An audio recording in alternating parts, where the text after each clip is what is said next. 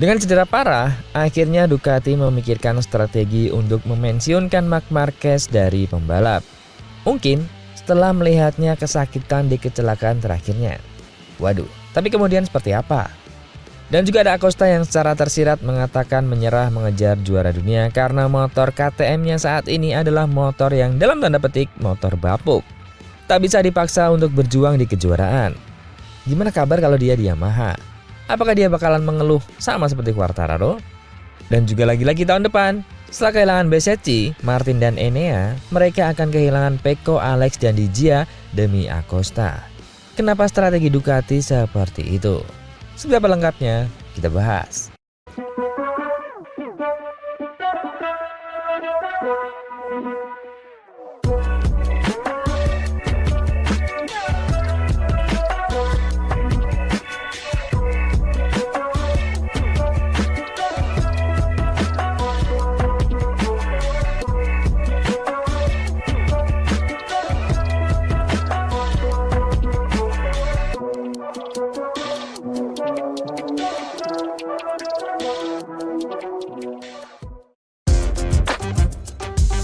Di tengah kondisi fisik Marc Marquez yang terus dipenuhi tanda tanya, Ducati tampaknya mulai memikirkan masa depan yang jauh melampaui lintasan balap.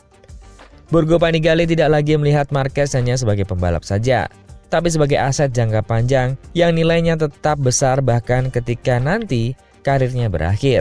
Cedera demi cedera termasuk operasi ganda pada kaki dan bahu memang membuat peluang mempertahankan gelar MotoGP 2026 semakin sulit. Namun bagi Ducati, daya tarik Marquez justru masih berada di level tertinggi. Di internal Ducati mulai muncul keyakinan bahwa pengaruh Marquez tidak boleh hilang setelah pensiun. Karena itu, pabrikan Italia tersebut disebut tengah menyiapkan proyek jangka panjang untuk menjadikannya duta global Ducati. Mirip seperti Valentino Rossi bersama Yamaha atau Casey Stoner bersama Ducati. Bedanya dengan Casey Stoner, Marquez dianggap memiliki nilai komersial dan media yang jauh lebih besar karena sosoknya telah berkembang menjadi simbol MotoGP modern. Nomor 93 kini bukan sekedar identitas pembalap, melainkan merek global. Marquez dipandang sebagai simbol ketangguhan, kontroversi, drama, sekaligus semangat pantang menyerah. Ducati memahami bahwa figur seperti itu sangat langka.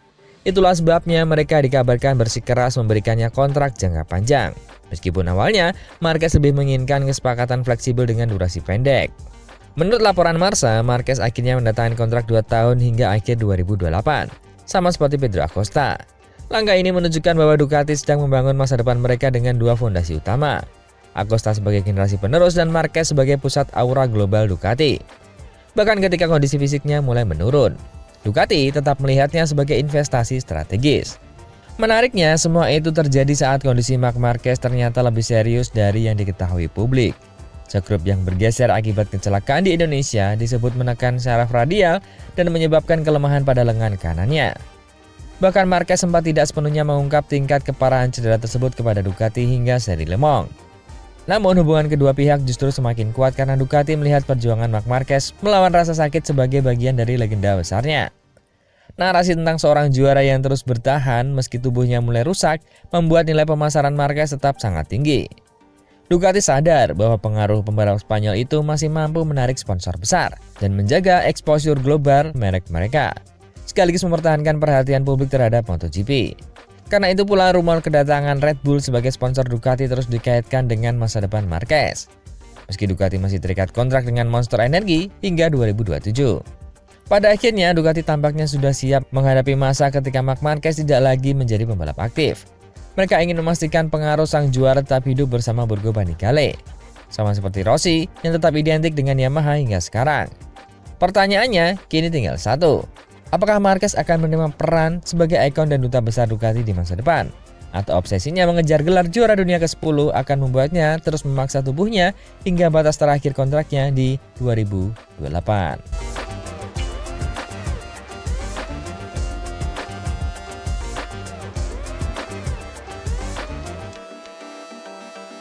Kedua, Pedro Acosta memang menjadi pembalap tercepat dalam tes MotoGP Barcelona.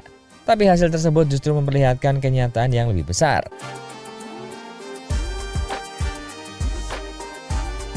KTM masih belum memiliki karakter motor juara dunia. Catatan waktu Acosta masih terpaut sekitar 7/10 detik dari pole position hingga akhir pekan balapan. Sebuah selisih yang menunjukkan bahwa KTM belum benar-benar berada di level dominasi Ducati.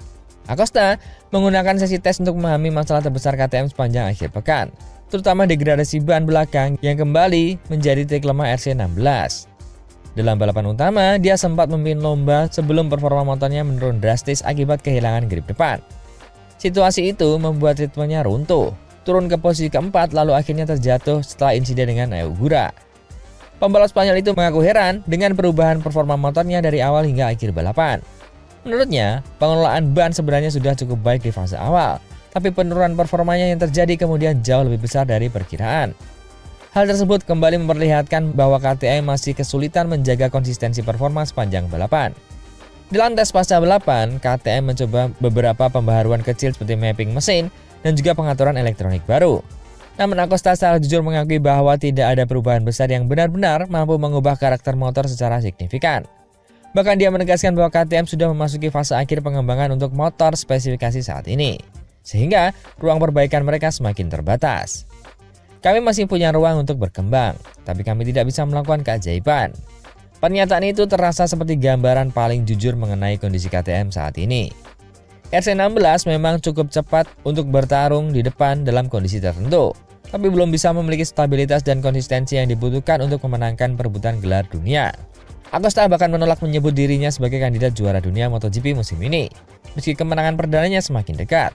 Dia sadar paket teknis KTM belum cukup kuat untuk menghadapi tekanan perebutan gelar hingga akhir musim.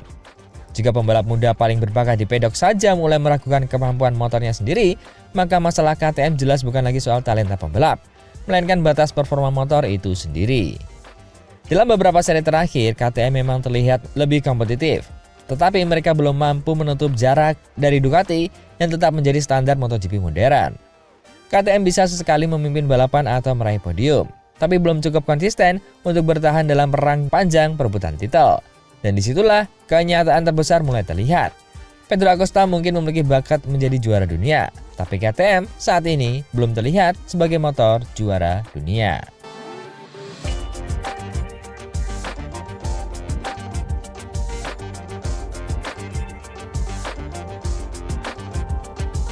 Berita ketiga, keputusan Ducati melepas Fabio Di Gia ke KTM mulai dipandang sebagai bagian dari strategi finansial besar Borgo Panigale.